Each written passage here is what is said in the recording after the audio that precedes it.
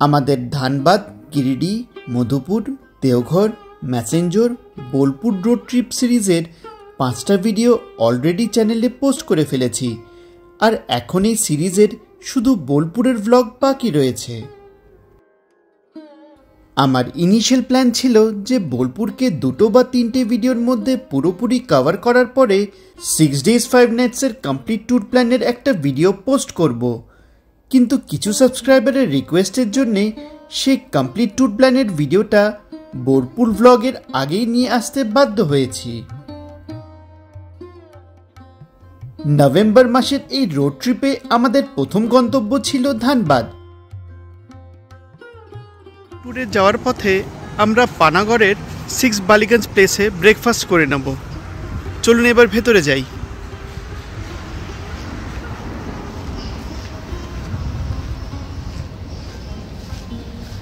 এখানকার খাবারের টেস্টকে আমি 7.5 আউট অফ 10 দেব। কোলাঘাটের 6 বালিগঞ্জ প্লেস কিন্তু ডেফিনেটলি বেটার।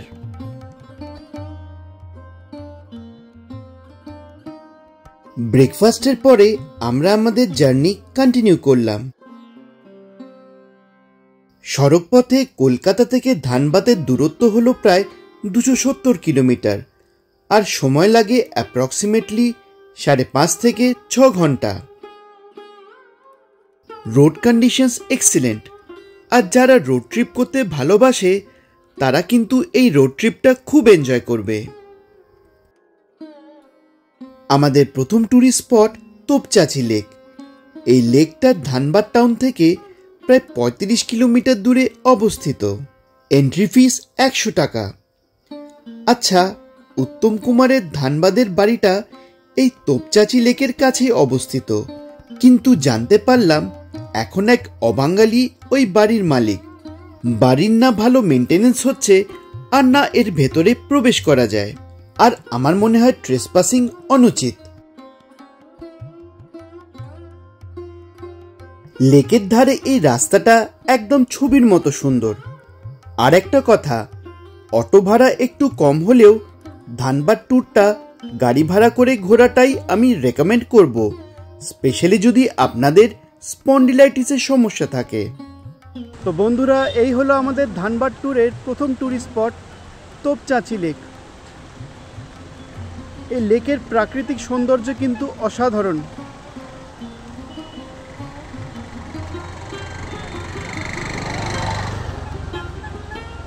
একদম পরিষ্কার টলটলে জলে ভরা, চারদিকে পাহাড়, ঘন জঙ্গল, আর এইদিকে দেখতে পাচ্ছেন পরেশনাথ পাহাড়, আর এইদিকে পাহাড়ের ওপরে একটা মন্দির আছে। এই তোপচাঁচি লেকের প্রাকৃতিক সৌন্দর্য দেখে সত্যি মনটা একদম ভরে গেল। লেকের ধারে একটা হালকা ঠান্ডা হাওয়া। এবার চলুন ওইদিকে যাই।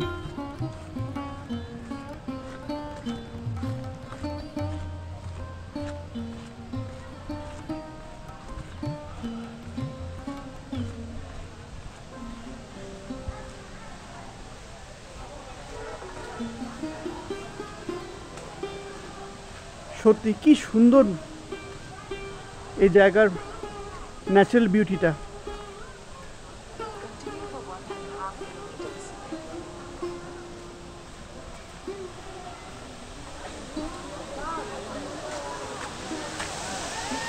আর এই যে দেখতে পাচ্ছেন এখান থেকে জল বেরোচ্ছে।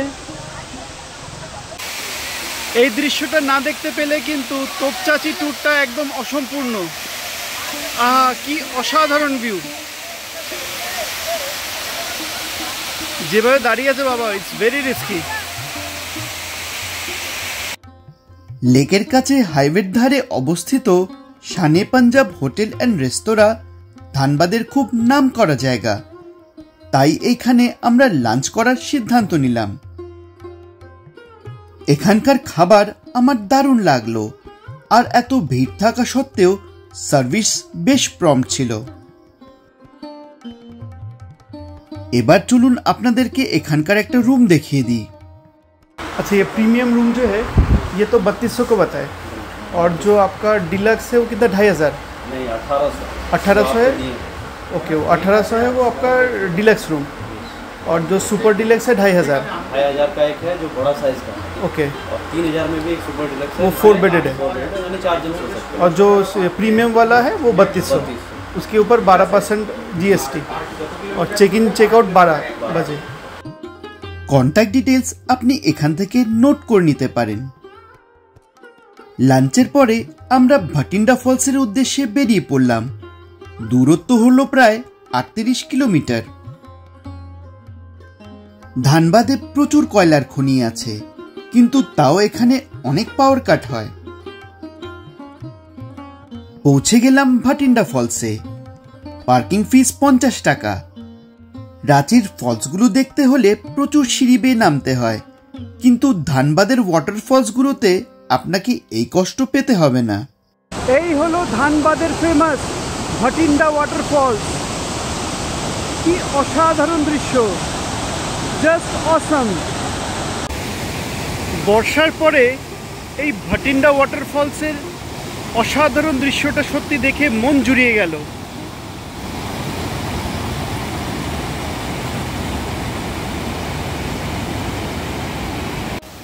বর্ষার পরে নভেম্বর আর ডিসেম্বর মাসটা এইখানে আসার বেস্ট টাইম। উসরি ফলসটা কালকে সকালে দেখব। আজকের লাস্ট স্পট চিটাহিদাম রামরাজ মন্দির, যার দূরত্ব হলো প্রায় 18 কিলোমিটার।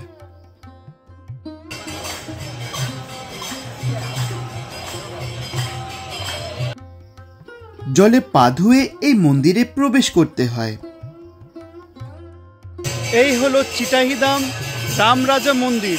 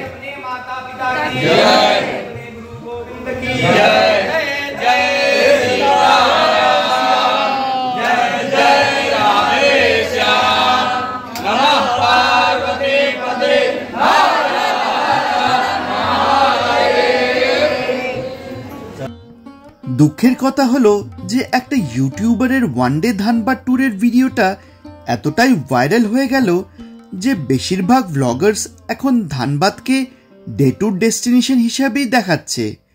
আর সেই ভিডিওগুলো দেখে ট্যুরিস্টরা ধানবাদের ইনকমপ্লিট ট্যুর করছে। একদিনে ধানবাদের 4টে প্রধান জায়গা দেখা আমার মতে ইম্পসিবল, কারণ জায়গাগুলোর মধ্যে দূরত্ব অনেকটাই বেশি।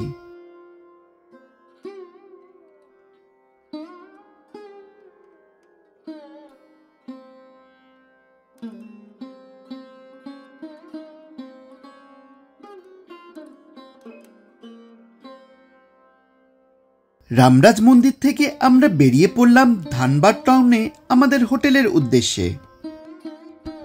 এই হলো আমাদের হোটেলের রুম। হোটেলের অ্যাম্বিয়েন্সের মধ্যে একটা প্রিমিয়াম ফিল আছে।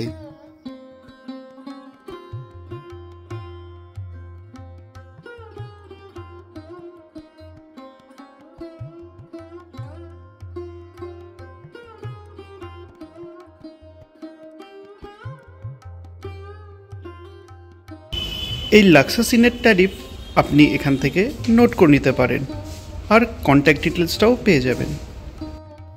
রাতে ডিনার করে আমরা ঘুমিয়ে পড়লাম।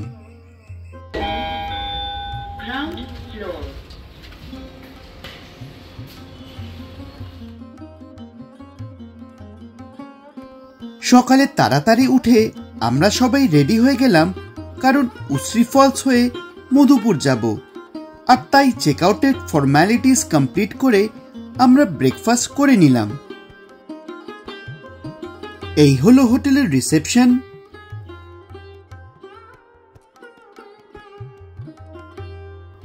আর এই হলো হোটেলের সামনের ভিউ।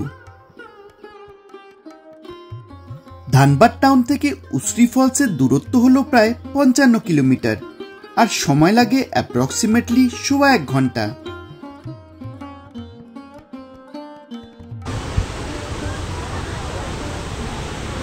এই উসরি ওয়াটারফলস নামার জন্যে আপনাকে বেশি সিঁড়ি কিন্তু নামতে হবে না।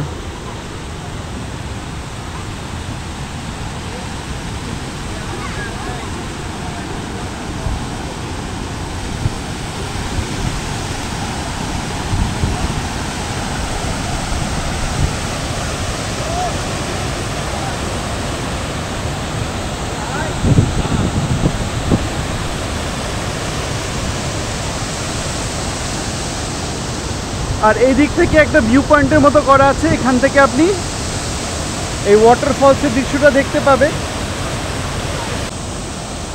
এই হলো উসরি নদীর ওপরে অবস্থিত উসরি ওয়াটারফলস।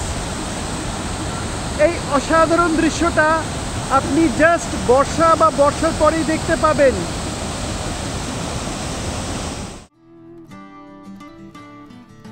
উসরি ফলস থেকে মধুপুরের শর্টকাট রুট থাকলেও আমরা গিরিডি হয়ে যাওয়ার প্ল্যান করলাম। দূরত্ব হলো প্রায় 14 কিলোমিটার। দেখে নিয়েছিলাম 153 বছরের প্রাচীন গিরিডির বিখ্যাত স্টিভেনসন মেমোরিয়াল চার্চ। একসময় মধুপুর ছিল নামকরা বাঙালিদের হাওয়া বদলের আস্তানা, তাই এখানে প্রচুর পুরনো বাড়ি বা কোঠি আছে, কিন্তু তার মধ্যে বেশিরভাগ বাড়িতে এখন কেউ থাকে না। কিছু বাড়ি বা কোঠিকে এখন রিসোর্টে কনভার্ট করেছে, আর এরই মধ্যে কিছু রিসোর্টে এখন বাঙালিরা একটা রিল্যাক্স উইকেন্ড কাটাতে আসে। আমরা ফাইনালি মধুপুরের স্টোনবেরি রিসোর্টে পৌঁছে গেলাম।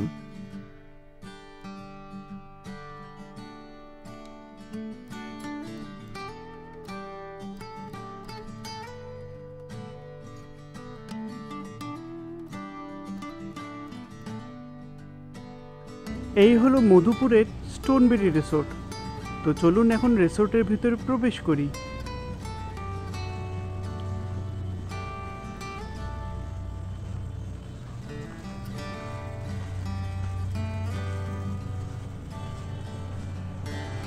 বেশ একটা ভিন্টেজ ক্লকের মতো আছে।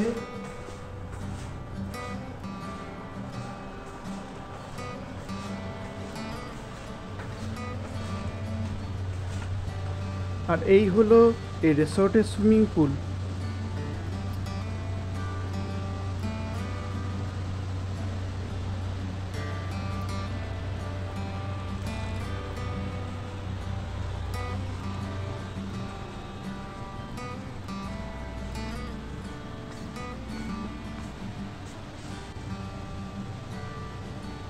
আর এইদিকে হলো রিসেপশন।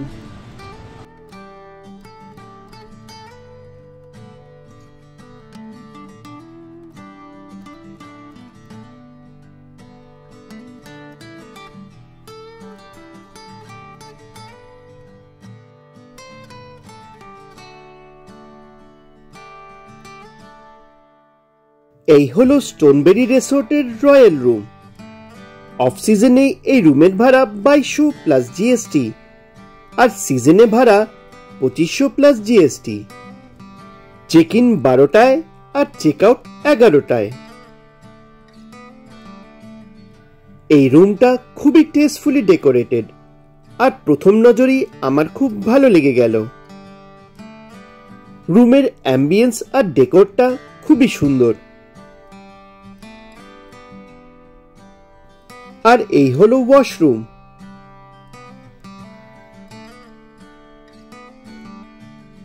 এবার চলুন আপনাদেরকে এই রিসোর্টের রেস্টুরেন্টে নিয়ে যাই। কিন্তু যদি এরকম ট্রাভেল ব্লগস দেখা পছন্দ করেন, তাহলে চ্যানেলকে সাবস্ক্রাইব করে ফার্দার ভিডিওসের জন্য বেল আইকন প্রেস করতে ভুলবেন না। এইদিকে এই রিসোর্টের রেস্তোরাঁ পেরি বাইটস।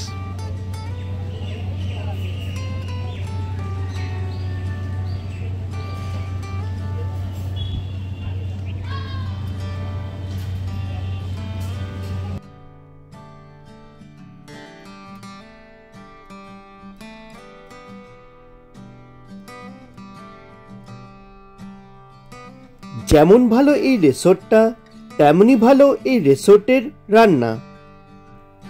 খাবারের টেস্ট কিন্তু আমাদের বেশ ভালো লাগলো। কন্ট্যাক্ট ডিটেলস আপনি এখান থেকে নোট করে নিতে পারেন।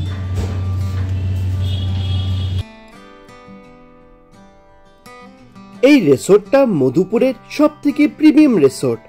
আর এই রিসোর্টে একটা ব্যাংকুয়েট হল আছে, যেখানে ওয়েডিং বা কোনো পার্টি অ্যারেঞ্জ করা যায়। কিছু কাস্টমার্স থেকে জানতে পারলাম যে যেমন ভালো এই রিসোর্টটা দেখতে, তেমনই ভালো এই রিসোর্টের সার্ভিস।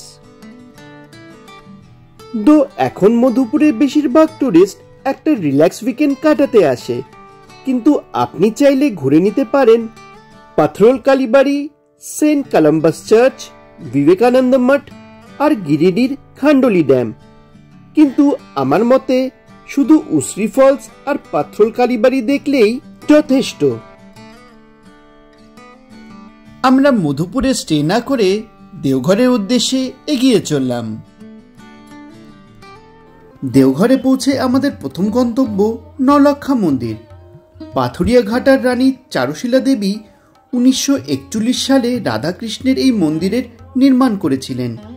খুব কম বয়সে স্বামী আর পুত্র হারিয়ে রানী দেওঘরে চলে আসেন এবং বালানন্দ ব্রহ্মচারীর সাথে সাক্ষাৎ করে তার পরামর্শে 9 লক্ষ টাকায় এই মন্দিরের নির্মাণ করেন। আর সেই জন্যেই এই মন্দিরের নাম নলক্ষা মন্দির। আর তারপরে আমরা সৎসঙ্গ আশ্রমে পৌঁছে গেলাম, যার প্রতিষ্ঠা শ্রী শ্রী ঠাকুর অনুকূলচন্দ্র করেছিলেন। আশ্রমের ভেতরে ক্যামেরার ব্যবহার নিষিদ্ধ।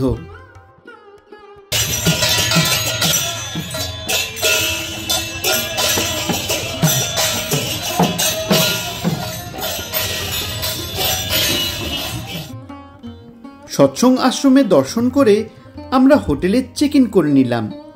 আমাদের হোটেল দেওঘরের প্রাণকেন্দ্র টাওয়ার চকে অবস্থিত ছিল।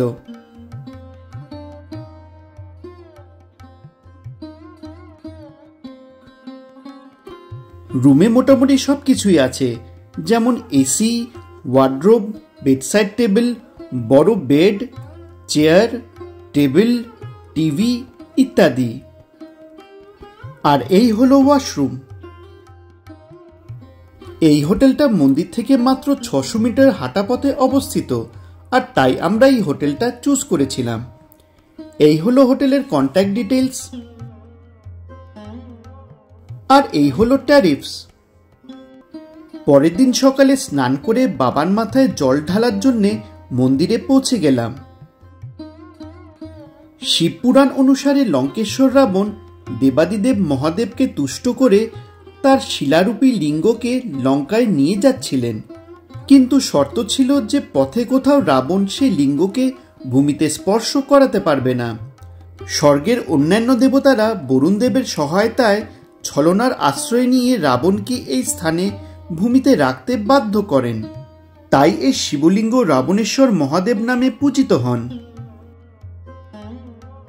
প্রচলিত বিশ্বাস, কোনো ভক্ত একান্তভাবে কোনো কামনা নিয়ে এখানে এলে বাবা তার মনোকামনা পূর্ণ করেন। সেই কারণে দেওঘরের জ্যোতির্লিঙ্গ কামনালিঙ্গ নামেও পরিচিত। আর এখানে মায়ের হৃদয় পড়েছিল বলেই বিশ্বাস, আর তাই এটি হৃদয়পীঠ নামেও পরিচিত।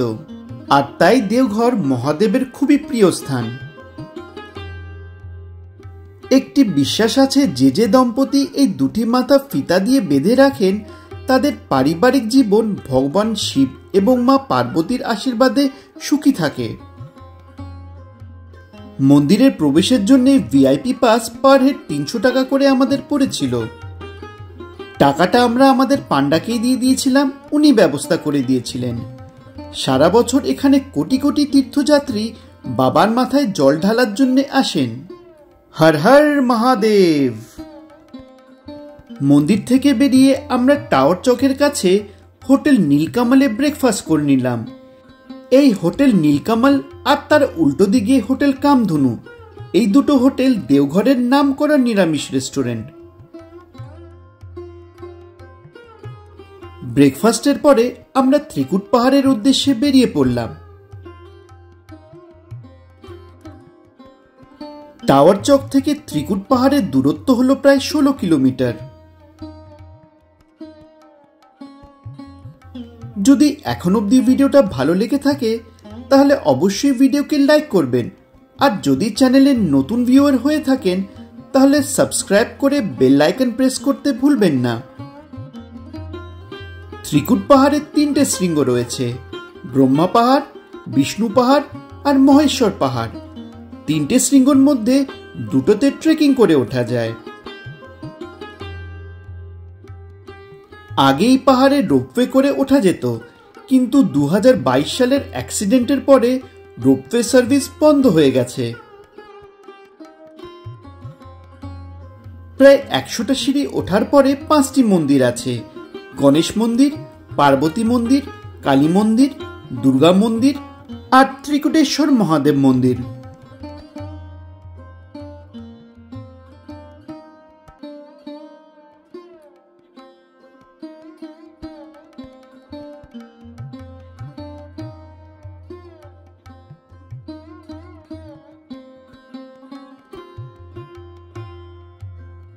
পাহাড়ের মধ্যে বিভিন্ন জায়গাতে একটা করে গুহা আছে, আর প্রত্যেকটা গুহাতে একটা করে মন্দির আছে।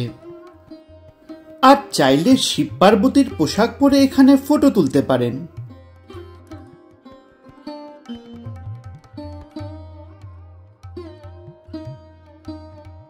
এই যে পাথরটা দেখছেন, এই পাথরটা নৌকা পাথর নামে পরিচিত।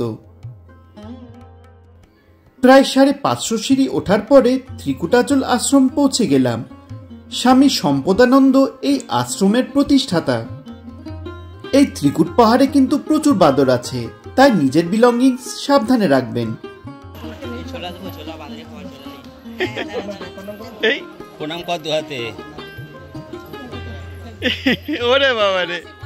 ত্রিকুট পাহাড়ের পরে আমাদের পরবর্তী গন্তব্য পবিত্র তপভূমি তপবন। এই পাহাড়ে অনেক গুহা রয়েছে, যেখানে বিভিন্ন সময়ে বিভিন্ন মুনি ऋषि तपस्या করেছেন। ये जो सादा तस्वीर देख रहे हैं वही बाबा का नाम था श्री श्री बालानंद ब्रह्मचारी जी महाराज। ओके। ये बाबा रहने वाले उज्जैन के थे। ये 9 वर्ष की उम्र में बाबा आए थे, फर्स्ट तपस्या इसी जगह आरंभ किए थे। तब कुछ भक्तों लोग को भीड़ लगने लगा था, तो बाबा इस कुटिया से छोड़ करके ऊपर गुफा चले गए। उस समय घना घोर जंगल था। जब गुफा का अंदर जब बाबा प्रवेश किए तो वहाँ पे 2 शेर मिल गया था। 2 शेर का साथ में बाबा 1882 से 1926 तक 44 साल वो तपस्या करके तब शंकर भगवान से साक्षात दर्शन पाए थे। शंकर भगवान का उल्टा चरण भी देखिएगा। और जब शेर मर गया, शेर का जो मुंडी मकसद है वो ऊपर गुफा में वो बॉक्स में रखा है। उसका जो छला है वो नौलखा मंदिर में है। ये बालानंद ब्रह्मचारी जी महाराज का जो समाधि जो स्थल है वो नौलखा का बगल में है। एक ध्यान कुटिया बोला जाता है। और ये जो देख रहे हैं दहिना साइड जो तस्वीर है, ये वेस्ट बंगाल का रहने वाले थे। ये मोहनानंद ब्रह्मचारी जी महाराज। प्रणाम कर लीजिए। यहाँ पे बाबा के लिए साल में 3 बार जग पूजा हवन होता है।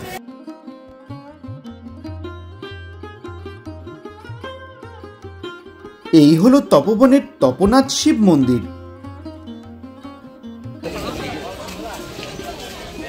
इस जगह का नाम तपोवन कैसे पड़ा? ऋषि मुनि ने तब किया था। ओके।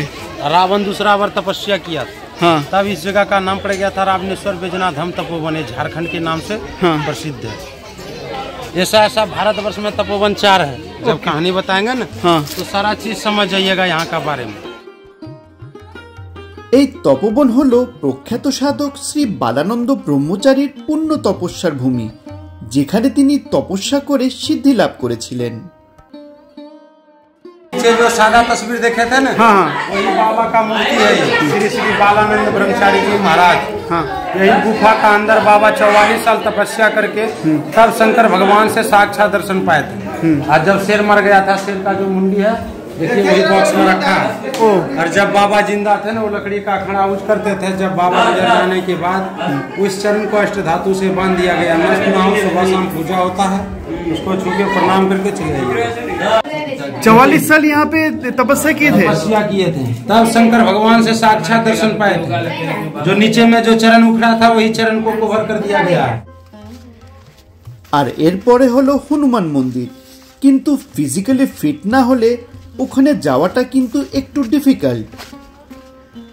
इधर से निकालते हैं। पर यहाँ कैसे उतरेंगे? यहाँ हनुमान जी उतारेगा, देखिए। हनुमान जी उतारेंगे? हाँ। चलिए देखते हैं। जय बजरंगबली। এই হলো সেই পাথর যাকে বজরংবলী দু টুকরোয় ভাগ করে রাবণের তপস্যা ভঙ্গ করেছিলেন। হনুমান মন্দির হয়ে নিচে নামার পথটা কিন্তু বেশ কঠিন। এর পরের পথ এতটাই কঠিন ছিল যে আমার পক্ষে ভিডিও করাটা সম্ভব হয়ে ওঠেনি।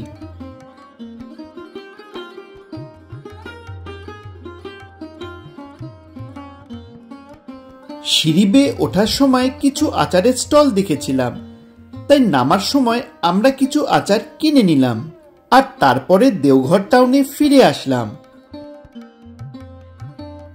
দেওঘর টাউনে ফিরে এসে একটা ভেজ রেস্টুরেন্টে আমরা লাঞ্চ সেরে নিলাম। দেওঘরের প্যারা সারা ভারতবর্ষে বিখ্যাত, তাই লাঞ্চ করে আমরা দেওঘরের বিখ্যাত শিবম পেড়া ভান্ডারে পেড়া কিনতে চলে গেলাম।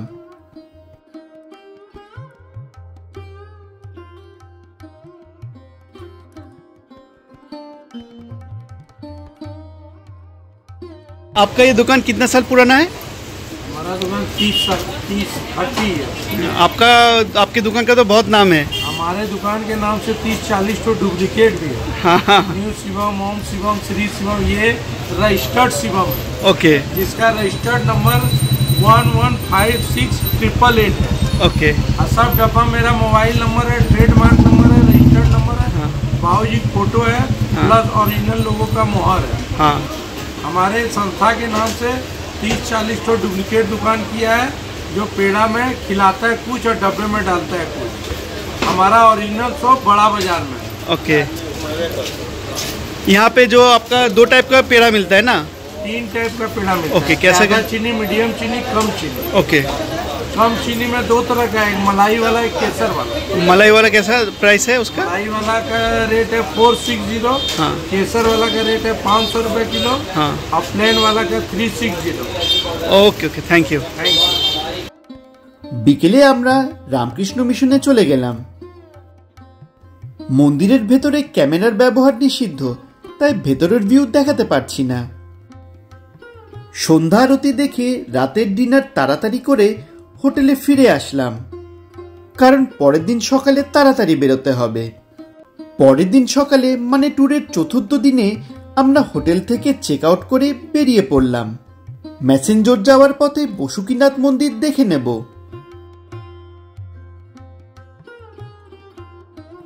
দেওঘর থেকে বসুকিনাথ মন্দিরের দূরত্ব হলো প্রায় 44 কিলোমিটার। এই মন্দিরটি দেওঘর থেকে দুমকা যাওয়ার পথে পড়ে। কথিত আছে বসুকিনাথ মন্দিরটি বাবা ভোলেনাথের দরবার। বসুকিনাথ ধামে শিব এবং পার্বতী মন্দির এক অপরের ঠিক সামনে। সন্ধ্যায় যখন উভয় মন্দিরের দরজা খোলা হয়, তখন ভক্তদেরকে দরজার সামনে থেকে সরে যাওয়ার পরামর্শ দেওয়া হয়। বসুকিনাথ মন্দির দেখে আমরা ম্যাসেঞ্জর ড্যামের উদ্দেশ্যে বেরিয়ে পড়লাম।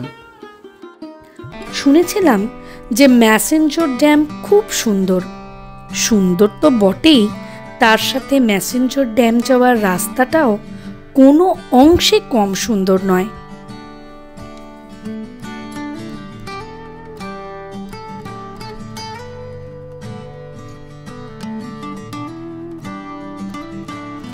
ভিডিওটা ভালো লাগলে লাইক করবেন, আর নতুন ভিউয়ার হলে সাবস্ক্রাইব করে ফার্দার ভিডিওজের নোটিফিকেশনের জন্য বেল আইকন প্রেস করতে ভুলবেন না। ম্যাসেঞ্জরে থাকার সবথেকে ভালো জায়গা হলো ঝাড়খণ্ড ট্যুরিজম ডিপার্টমেন্টের ময়ূরাক্ষী রিসর্ট। ঝাড়খণ্ড ট্যুরিজম ডিপার্টমেন্টের অফিস বা অনলাইনেও রুম বুক করতে পারেন। লেকের ধারে অবস্থিত এই রিসর্টের লোকেশনটা এখানে সবথেকে ভালো। এইসব জায়গায় একলা আসার থেকে বেটার হলো একটু বড় গ্রুপে আসা, তাতে ট্রান্সপোর্টেশন কস্টটাও শেয়ার হয়ে যাবে, আর এত খোলামেলা জায়গায় বাচ্চারা খেলাধুলা করতে বেশ মজা পাবে। আমরা কিন্তু এই রিসর্টে স্টে করিনি, তাও ম্যানেজারকে রিকোয়েস্ট করলাম একটা রুম দেখাতে, যাতে আপনাদেরকে রুম ট্যুর করাতে পারি। রুমের ট্যারিফ 2500 টাকা।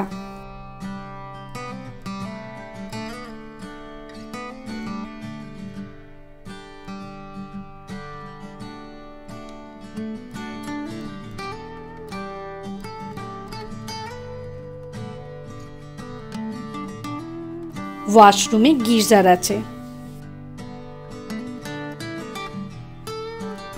আর এই হলো এই রিসর্টের ইন হাউস রেস্তোরাঁ। নভেম্বরে যখন আমরা এখানে এসেছিলাম তখন রিসর্টের শেফ বাঙালি ছিল। শুনেছিলাম খাবারের টেস্ট ঘরোয়া আর বেশ ভালোই, কিন্তু লাঞ্চ পেতে একটু দেরি হবে বলেই আমরা লেকের ধারে একটা ধাবাতে লাঞ্চ করার ডিসিশন নিলাম। ময়ূরাক্ষী রিসর্টকে বিদায় জানিয়ে আমরা ম্যাসেঞ্জর ড্যামের বোটিং পয়েন্টের জন্য এগিয়ে চললাম।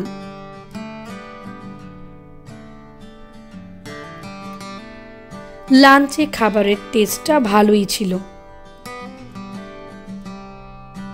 এখানে শর্ট বোট রাইড আর লং বোট রাইডের অপশন আছে।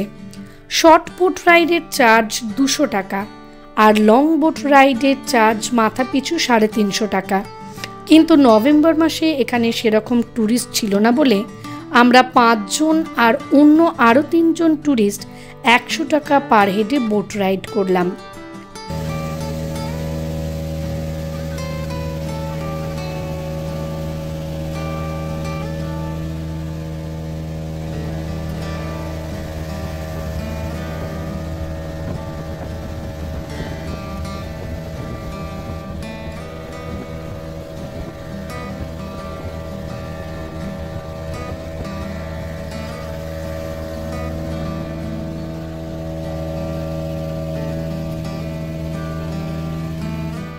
ভিডিওটা ভালো লাগলে লাইক করবেন আর নতুন ভিউয়ার হলে সাবস্ক্রাইব করে ফার্দার ভিডিওজের নোটিফিকেশনের জন্য বেল আইকন প্রেস করতে ভুলবেন না।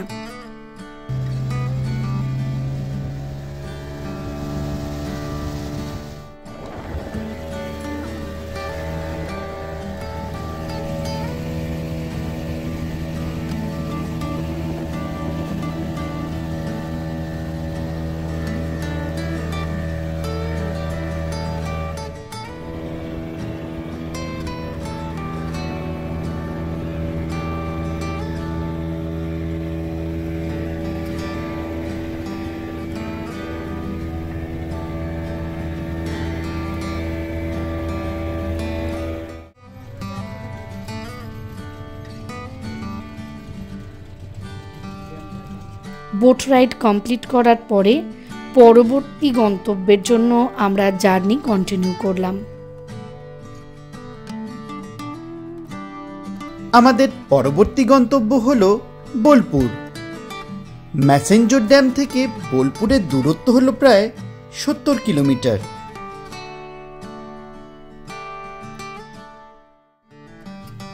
বোলপুরে আমরা 2 রাত্রি স্টে করেছিলাম, আর তাও আবার এক রাত করে 2টো আলাদা রিসোর্টে।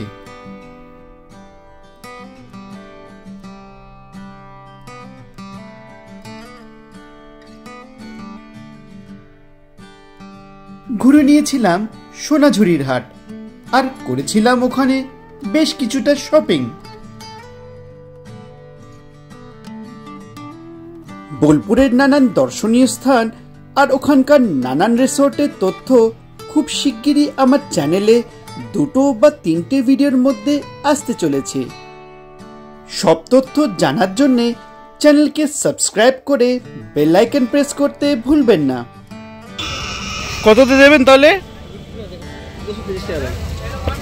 200 করে দিন।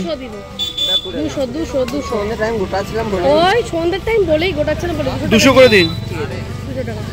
ব্যাগগুলো কত করে দাদা? এই যে এরকম সাইজের 620